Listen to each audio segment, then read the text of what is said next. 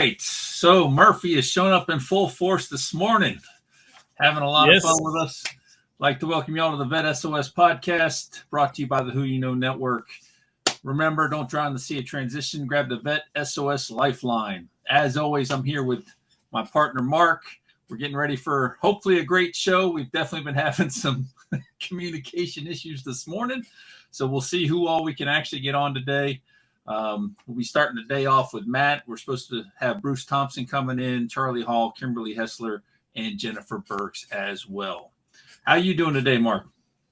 Hey, doing good. Thanks, everybody, for tuning in. Super excited to drop some knowledge bombs on everybody. Shout out to all the audience, Seth Harrison, Mood Malik. Welcome. Thank you for joining. We have got a stellar lineup today. And yes, thank you for bearing with us and waiting patiently as we went live. We also want to make sure that we talk about pairing, because you can also share this knowledge, share this show with your audience and your network. So special thank you to everyone who's been pairing their channels. If you'd like to learn how to do that, how to live stream this show as an original piece of content to your channel, put hashtag pairing in the comments and we'll send you a DM and show you the instructions or get you the instructions for the next episode. Absolutely. So let's jump right into it, because I know we've already run a little late on time. So we're going to start here today with Matt Wood. Appreciate you joining us today. Matt works with HR directors, C-suite executives, hiring managers, and recruiters to help them understand the economic benefit of hiring from the veteran and military spouse communities and how to gain a competitive advantage in the marketplace from doing so. He can also do the same for your company. He started off out of the military with Disney and has since moved into starting his own consulting firm, Suiting Green Consulting, to help with that transition piece. Matt, how are you doing today? It's another beautiful day here in Central Florida. Yes, indeed. Well, thanks for joining us. And you were just actually on our parent network show, the Who You Know show, with Trevor Houston and I, and just have a really compelling message. You guys are doing some great work helping people in their transition and helping corporate America understand what it takes to get people transitioned and to hire some really valuable talent. So thank you for sharing with us there too. But we want to extend this conversation into the Vet SOS show because it is super impactful. One of the things that we talked about on the show was, what's going on with your initiatives as far as your company. But we also talked about your title, which is CHRO, perhaps, right? So can you tell us what that is? Sure. I'm the chief headache producer for Suiting Green, along with being the founder. My way of wanted to get a conversation started, because people, I was like, what does that mean? You hand out Motrin, they can eat and drink water? No. What I do is I work with companies to help reduce hiring from the military community, because there's so many different ways to go about doing it. And that military friendly flag, but they don't have a good intent on, or they don't intent behind why they're doing that. And so that's where I come in and say, okay, well, let's look at what your metrics that you're using. Do you have, what are your capability milestones when it comes to how effective your initiative is? And let's build on that so that you actually have that aren't just, hey, we're here, and we're a block check for the company, but we feel appreciated, we're engaged, we're not underemployed, and we have potential in roles with increased responsibility. And that is an awesome mission. I'm really curious, what made you do that? What made you get into doing that? What gaps did you see that you really felt you had to start your Suiting Green Consulting? Well, so there is that huge knowledge gap between the military community and corporate America.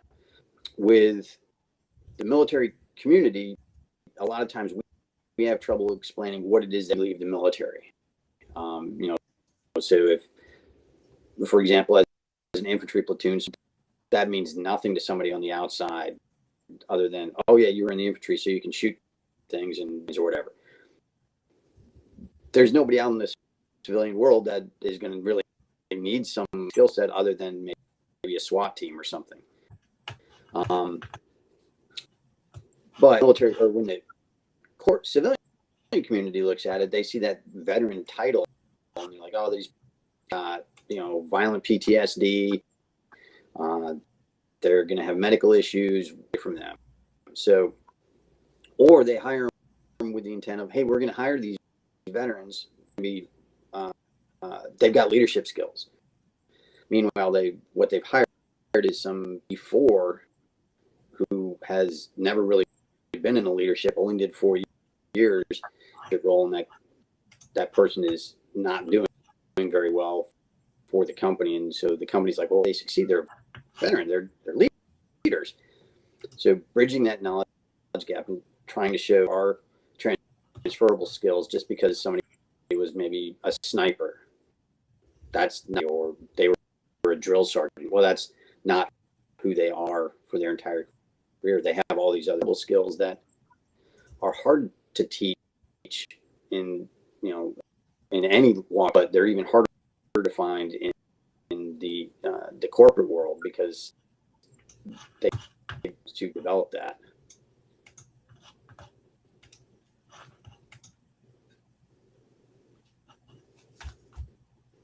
I think you're. Oh yeah, muted. sorry. Well, what you're saying resonates with me because, I didn't retire from the military. I got out. I did my 4 years, right? Active and inactive reserve. But, one of the things that I guess in the previous show too, we had talked about this, leadership skills, they can be taught, but I think there are some also natural leadership qualities that come out through the training. So even those that, let's say, aren't retiring from the military, right? They haven't done 20 plus years. Maybe they've done 10, maybe they've done 8 or 4, right? Right. That's something that we didn't talk about in the last show. And I guess my question is, when those people are exiting, right, and they're going through TAP, they're going through some of these programs, some of the VSOs, like yours, for example, that are out there, and they're engaging with these corporate entities. The corporate entities also need to understand that there are people at different levels in the military too, right? And it doesn't mean that they can't be leaders, but is that something that you're also engaged in as far as teaching and training the corporate entities on how to identify that and then leverage where someone is? Yeah, it is being their Rosetta Stone when it comes to how they're looking at the military community. If you can look at somebody and say, all right, well, like yourself, 4 years, you've had team building and team leadership experience, a ton of, compared to somebody that maybe did 20 years, but there's still that ability. Project management works. You've been a part of that. So understanding, and you've had to train the new one, the new kids come to work, a radio or a 50 cal or,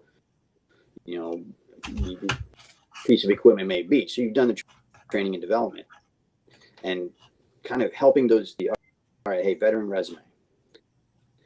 Depending on the length of service, we know what experience they may have with some of these softer skills, the leadership, the team building, the program management stuff.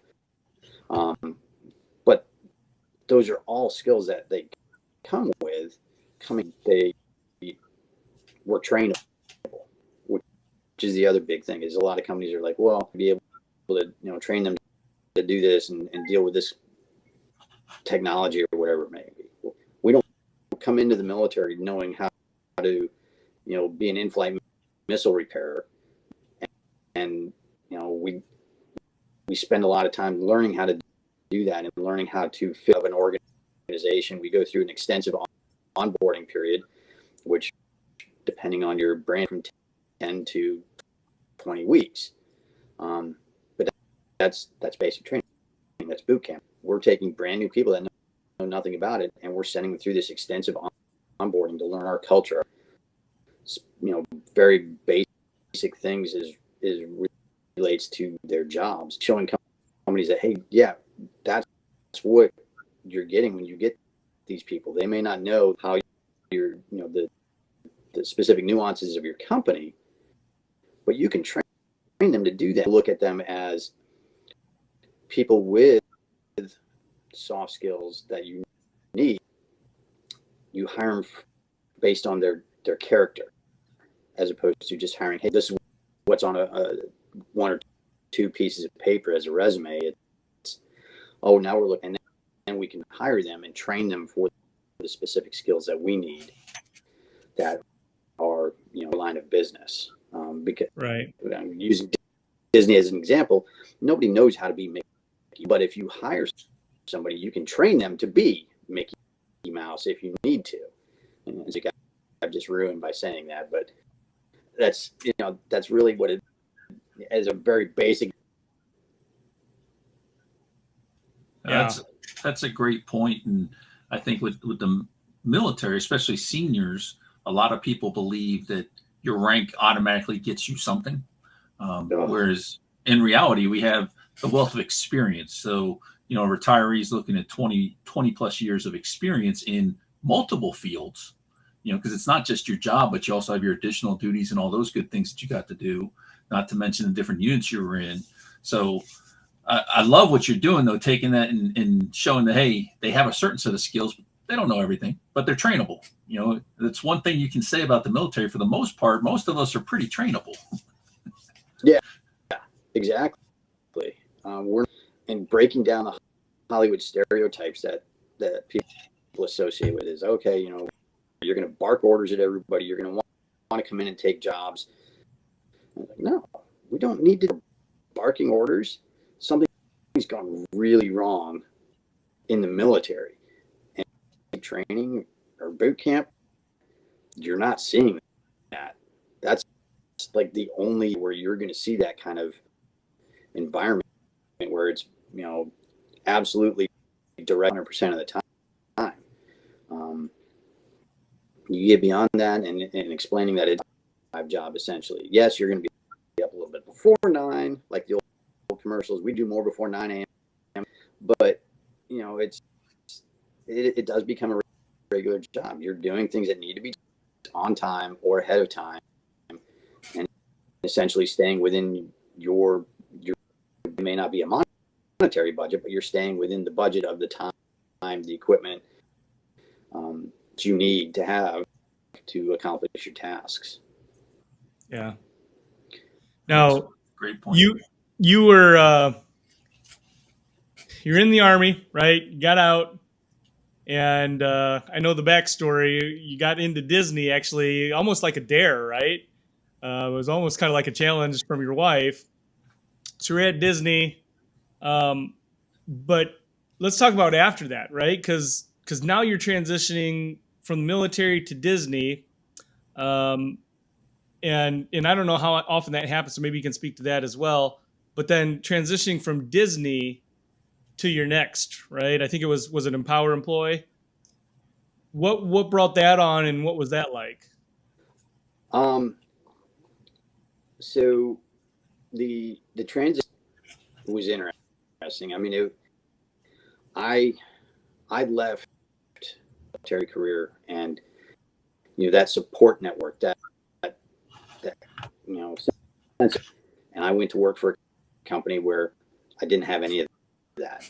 I was in which okay, fine, I can work on my own, but there was no camaraderie. There was a lot of times where I'm trying to understand how to do something to be more effective. I had somebody telling me, well, your values and ethics are not going to work. We have to adjust that in such a way that, to me, there's no way I can do that. I was adamant that I was, these are 20 plus years. I'm not changing that just so I can sell more timeshare something. But then leaving Disney, which, hey, we're doing a cutback. We're cutting 28,000 people. And, oh, yeah, you're the most junior person on your team. So making that adjustment was, okay, fine. I got to do that. I was actually in a pretty solid place where making that transition wasn't a big deal. So I looked at, what are my options? What can I do? I applied for a number of jobs. I was doing it. And I just said, well, hey, I talked with my neighbor who's retired, that there's that knowledge gap, which led me to the suiting green. And so I was going through the process of doing that, and had somebody reach out to me and offer me an opportunity to come work for them. I said, okay, well, this sounds decent. You're similar missions, do that. So took suiting green, put it on a shelf, and went to go work in this other. I developed a lot of stuff there, and then in October, got the message, hey, I'm taking the company in a different direction. Best of luck to you in the future. And it was like, whoa, okay. No, nothing, no exit interviews, and I was like, okay, well, it's time to pull suiting green back out of the closet and get to work. Doing that, Disney called me and said, hey, we want you to come back. I said, okay, for a bit. I need to kind of get my feet back under myself. Went back in November, back to the same job I was doing essentially, and realized that the growth potential wasn't there. I wasn't feeling challenged. I was like, I can't keep doing this. I was trying to rebuild, launched, and I hit a point where I said, okay, yeah, pretty easy to say goodbye to Disney, and I gave them my notice, and then so April of this year is when I essentially relaunched Suiting Green, and have been overdrive getting that back up and going, and reaching out, making a lot more connections, a lot more last year when I was just really understanding what it was I wanted to do and trying to figure. Yeah. So as you're getting Suiting Green going, you're making that another transition at that point. Tell us, did you leverage any of the resources out there for veterans along the way? I mean, obviously you probably had some transition. You went through TAP through that transition out of the Army, but from then, or during that point, did you use any other resources? Are there any other VSOs? Yeah, I did. Even for Benning, the TAP program was block. I was fortunate that at the time my wife was working for an organization, which I think one of your future guests, Eric Brew, had worked for a while as well. I connected with them. They're the ones that really set me on the right path, getting my resume up, my networking skills up, and telling me, hey, you really have to do your. I went through that. It made a huge difference for me as far as my transition out of the Army and into whatever was next.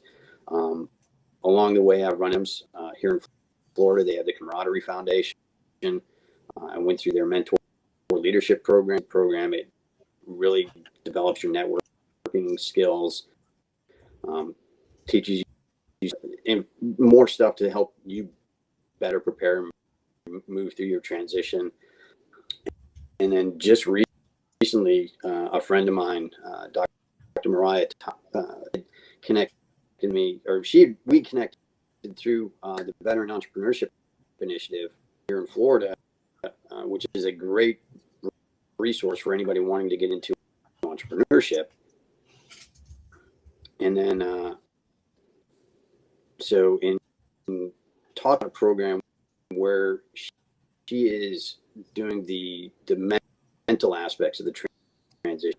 And so I went through kind of her pilot program to understand what kind of help her flesh that out a little bit more. And it was a huge resource for me, because I had to go back through that mental Rolodex of, hey, these are things that I went through. And then, understanding the whole grieving and, the comparisons to it being Stockholm syndrome once you get out, and however you want to look at that. Because that's, really that's what it is. You're like, oh, the military loves me, treat you like crap every now and then, but they love me. And finally you hit that point like, I gotta leave. And you're like, well, but they really loved me. They would take me back. No, they won't take me back. Yeah. And it's, when you hit that point, you're like, holy crap, they won't take me back. I did so much for them. Yeah, they don't care. And posted your job before you even left. Yeah. So, oh yeah. So we're coming down here to the end a little bit here. Like, we started the day with a lot of comms issues, but I think we're off and running now, which is great. So how can people find Suiting Green and also get involved with Suiting Green? Like, what kind of help are you looking for, or could you use? So obviously I see you guys scrolling. The easiest way to reach out to me, but also suitinggreen.com is the reach out to me through there as well. People I'm trying to reach out to are those HR directors within companies that have a military initiative, friendly, and let me talk to them and find out what that actually means, and intention is behind that, and see if we can actually turn that from being military friendly into military ready, or effective in how they're doing what they're doing. Yeah, that's important. I mean, the networking piece is super important, right? The referral piece. I mean, as you're working with companies and you're helping them engage, some of the value that the veterans that are hiring, right, that you're providing should be able to be paid forward. And so I think that if you guys can, listener audience and viewer audience, make sure that you connect with Matt, because he may be able to help you, right, identify some target companies that he's working with that are proactively looking at hiring and retaining veterans. So that's number one. And if that's the case, then you can also be a referral source too to the other places that you're applying to. Network with Matt, let him know, because if you're running into some challenges at a company trying to get in and you think it's maybe related to your veteran status, obviously that's right up Matt's alley. So make sure that you connect with him. Yeah. Or if you're in a company that does employee resource group, maybe they've got one in name only, kind of like Disney. Let me know. That's another thing that I work with, and I can help really build those. You've got a solid employee resource group that's an advocate for you, and that can, really that military community, whether it's veterans or military spouses. Yeah. Awesome. That's awesome. Yeah. I want to thank you so much for joining us this morning, Matt. Thanks for hanging in there and working through the issues we had, and for the great information you're sharing with everybody. I think it's a great organization that transitioning service members and veterans can definitely get a lot out of. So hopefully you'll have some people reach out to you after this and point them in the right direction, get them going to where they need to go. Yeah, absolutely. I appreciate it, guys. This is awesome. I always love being able to talk to other great folks. Yeah, thanks for sharing the word and spreading the love. All right. Thank you again, Matt. And we'll be right back with our next guest.